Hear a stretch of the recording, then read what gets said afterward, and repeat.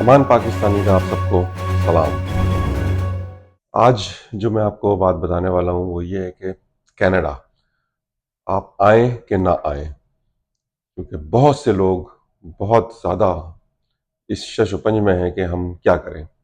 Canada जाना है लेकिन कैसे जाएं, और कनाडा आ सकते हैं, अगर आ सकते हैं तो हम वहाँ जाएं कि ना जाएं। तो बहुत सारे सवालात आपके जहन में हैं और मैं कोशिश करूँगा कि आपके जहन से उन सवालात को आंसर कर सकूँ। तो सबसे पहली बात तो ये है कि जी कनाडा अगर आप आना चाहते हैं तो क्यों आना चाहते हैं। देखिए, मैं आपको अपनी एग्जांपल देता हूँ। मैं आया था आज से 30 इयर्स अगो, और मैं मेरे आने की वजह सिर्फ मेरे बच्चे थे। मैं उनका करियर, उनका फ्यूचर सिक्योर करना चाहता था। पाकिस्तान में हालात उस वक्त भी ख़राब थे, आज भी ख़राब हैं, और कोई भी सेफ फील नहीं करता अपने बच्चों को बाहर भेज के। पाकिस्तान में ही अगर आप हैं, आपके बच्चे घर से बाहर जाते हैं, आपको फ़िक्र लगी रहती कि यार वो खैर खैरियत से घर पहुँच जाएँ, कोई प्रॉब्लम ना हो, कोई मसले में ना आ जाएँ। तो इसलिए मैंने ये डिसाइड किया कि जी मुझे कनाडा जाना है अपने बच्चों के लिए, अपने बच्चों को उनका फ्यूचर सिक्योर करने के लिए। और अल्लाह का शुक्र है कि मेरा डिसीजन उस वक्त जो काफ़ी टफ था वो बहुत अच्छा साबित हुआ। जो मकसद थे वो पूरे हुए। बच्चों ने अपनी तालीम हासिल की, अच्छी अच्छी पोजीशंस पे सब बच्चे काम कर रहे हैं माशाल्लाह, सब अपनी ज़िंदगी में सेट हैं, खुश हैं। तो ये तो एक सिनेरियो हो गया। आजकल का जो सिनेरियो है उसके हिसाब से अगर आप देखते हैं कि जी मिडल ईस्ट में इस वक्त आपको पता है जो सिचुएशन चल रही है, जो हालात हैं, वहाँ जो लोग हैं वो भी वहाँ से निकलना चाहते हैं। और हर कोई इस वक्त कनाडा, ऑस्ट्रेलिया, अमेरिका, यूके, ये 3 4 5 ही जगह हैं जहाँ पर जाने की सोचता है। तो इस हिसाब से कनाडा रिलेटिवली थोड़ा सा शायद इजी हो यहाँ पर आना, कुछ लोगों के लिए जो क्वालिफाई कर सकते होंगे। और जो सबसे बड़ा क्वेश्चन है कि जी आप आए कि ना आए, तो उसका आंसर आपको मैं ये देना चाहूँगा कि जी अगर आप अकेले हैं, सिंगल हैं, तो फिर बिल्कुल ना आए, क्योंकि ये जगह फैमिली ओरिएंटेड लोगों के लिए है, अकेले सिंगल लोगों के लिए नहीं है। क्योंकि आप आएंगे यहाँ पे, जो भी आपकी अर्निंग होगी उसमें ठीक ठाक आपको टैक्सेस कटेंगे और आपको मिलना कुछ नहीं है, जो कि आप खाली पे करेंगे। लेकिन अगर आप फैमिली के साथ हैं तो आपको काफ़ी बेनिफिट मिल सकते हैं। जैसे अगर आपके बच्चे हैं तो आपको चाइल्ड टैक्स बेनिफिट मिलता है। हर बच्चे का आपको पैसे मिलते हैं, आपकी इनकम पे बेस करता है, लेकिन अप्रॉक्सीमेटली $700-800 पर बच्चा आपको मिल जाता है, तो अंडर द एज ऑफ 18 तक।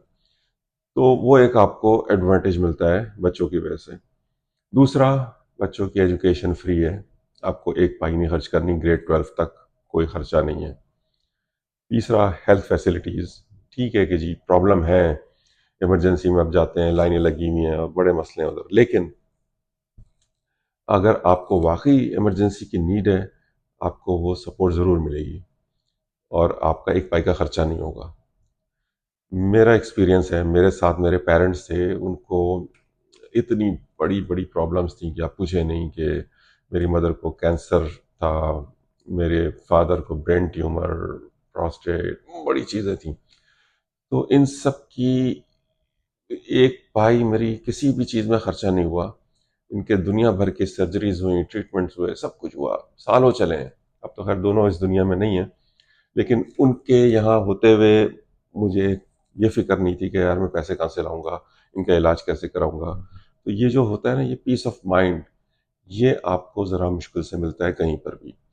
अगर आप पाकिस्तान में होते हैं, हम आप पैसे जमा करते हैं, पैसे बचाते हैं, क्यों बचाते हैं, ये सोचते हैं कि यार सेविंग कर लो, कल कला को कोई प्रॉब्लम आ गई, मुसीबत में पड़ गए तो कहाँ से होगा, क्या होगा। लेकिन यहाँ पर कम से कम आपको ये फिक्र नहीं है कि जी पैसे नहीं है, कोई बात नहीं है, आपका हेल्थ फ्री है, आपका एजुकेशन फ्री है बच्चों की। आपको ग्रोसरी करनी है, खाना पीना करना है, वो आप उसके लिए आप अपनी मेहनत करें, आप जो भी बिजनेस करें, जॉब करें, आप वो अर्न कर सकते हैं। अगर आप सिंगल हैं और अकेले हैं और आप कनाडा आ रहे हैं, तो आप बहुत बड़ी बेवकूफ़ी कर रहे हैं, क्योंकि कनाडा आप जैसे सिंगल लोगों के लिए बना ही नहीं है। अब जैसे मेरा बहुत प्यारा व्लॉगर दोस्त है तैमूर चुगताई, इसके आप ज़रूर देखा करें व्लॉग्स। बहुत काम की बातें बताता है, बहुत मज़े की बातें, एंटरटेनिंग गुफ्तगू करता है, और जो कुछ बोलता है सच बोलता है, हकीकत वही है। लेकिन हर किसी का अपना एक्सपीरियंस होता है, हर कोई अपने एक्सपीरियंस के हिसाब से आपको बताता है कि क्या सही है, क्या गलत है, क्या करना चाहिए, क्या नहीं करना चाहिए। और ये बहुत कनाडा के बारे में नेगेटिव है, क्योंकि वो भुगत रहा है, और जो भुगत रहा है वो यकीनन नेगेटिव ही रहेगा। और सिंगल है, तो जो सिंगल लोग हैं उनके लिए कनाडा में कुछ नहीं आपके लिए रखा, सिवाय इसके कि आप पे करें, टैक्सेस दें, और वेट करें जब आप रिटायरमेंट के एज पे पहुंचें तो आपको रिटायरमेंट बेनिफिट मिल जाए। तो इसलिए सिंगल लोगों के लिए मैं कहूँगा कि वो जाएं, यूएस जाएं, कहीं भी जाएं, लेकिन Canada is not a good choice for the single person. क्योंकि इस वक्त दुनिया में अगर आप देखा जाए तो Canada is the safest place. हर जगह आपको प्रॉब्लम है, कनाडा में भी है, लेकिन कम से कम यहाँ पर आपकी फैमिली सिक्योर है, आप बाहर निकलते हैं, आपके बच्चे बाहर जाते हैं, आपको कोई टेंशन नहीं होती कि यार कुछ ऐसा ना हो जाए, कुछ वैसा ना हो जाए। कम से कम ये आपको सुकून है, लॉ सबके लिए एक जैसा है। कानून अगर आपको प्रोटेक्ट करता है हर लिहाज से, तो आपको फिक्र करने की ज़रूरत नहीं होती उस पॉइंट से कि जी अगर कुछ ऐसा वैसा हो गया तो आपका क्या होगा। तो बहरहाल हर किसी की अपनी सिचुएशन होती है, हर किसी का अपना पॉइंट ऑफ व्यू होता है, लेकिन मेरा पॉइंट ऑफ व्यू ये है कि अगर आपके पास फैमिली है और आप चाहते हैं कि अपने बच्चों के लिए, अपने फैमिली के लिए कुछ करें, तो आप ज़रूर कनाडा आइए। इसकी स्ट्रगल में आपको कुर्बानी देनी पड़ेगी, लेकिन आपके बच्चे सेटल होंगे। आपका कोई फ्यूचर नहीं होगा यहाँ पर। आप कुछ भी काम करके अपना काम चलाएंगे, लेकिन आप अपने बच्चों को सिक्योर कर लेंगे, उनके लिए अच्छा फ्यूचर जनरेट कर लेंगे। और यही एक चीज़ है जो हम सबको यहाँ खींच के लाती है। कनाडा जो हमें बहुत कुछ देता है हर लिहाज से, सिक्योरिटी और स्टेबिलिटी लाइफ में, हेल्थ बेनिफिट, और रिटायरमेंट के बाद जब आप 65 के हो जाते हैं तो आपको ओल्ड एज बेनिफिट मिलना शुरू हो जाता है, पेंशन बेनिफिट मिलते हैं आपको। और इस तरह से आप कम से कम किसी पे बोझ नहीं होते हैं किसी हद तक। बहरहाल उतने पैसे नहीं मिलते हैं कि आप उसमें लग्जरियस लाइफ गुजार सकें, लेकिन इतने ज़रूर मिलते हैं कि आप सरवाइव कर लेंगे, किसी से आपको मांगना नहीं पड़ेगा। तो इंसान को ज़िंदगी में क्या चाहिए? इंसान को ज़िंदगी में इज्जत चाहिए, इंडिपेंडेंट होना चाहिए, और उसको ये चाहिए कि उसको कोई जलील ना करे चलते फिरते। आप अगर मिडल ईस्ट में जॉब कर रहे हैं तो आपका जो शेफ होगा वो आपको कभी भी कुत्ते की तरह जलील करके आउट कर देगा।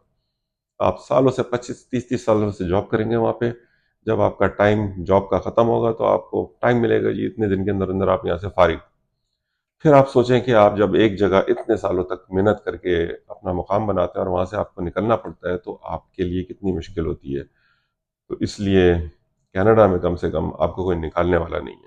आगे कुछ भी हो सकता है, दुनिया में हर चीज़ जो है ना अनप्रिडिक्टेबल है, आपको नहीं पता है कि कल क्या होने वाला है, अगले लम्हे क्या होने वाला है। कनाडा में भी कुछ भी हो सकता है।